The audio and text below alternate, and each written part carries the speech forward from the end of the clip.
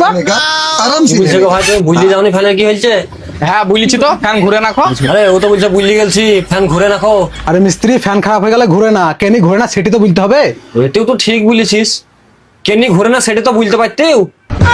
আরে মিস্ত্রি কেনি ঘুরে না তোমরা জানবে, আমি কি জানবো? ফ্যান খান কার? আমার। তাহলে কে জানবে? আমি। তাহলে বলো কি হয়েছে তবেই তো ঠিক করবো। ওর পাতলা পায়খানা যে ঠিক করে দাও। এ বড়া यार মোটা হোস নাকি? পাতলা পায়খানা হয়েছে তা হাসপাতাল নিয়ে যাবো, এখানে কি বাল খেতে লিয়েছ?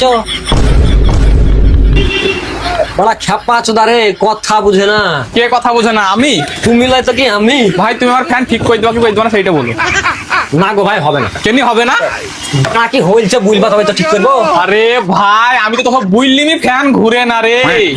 ঘুরে না তা পুকুরে ফেলে দাও গা, এখানে কি করতে লিয়েছ?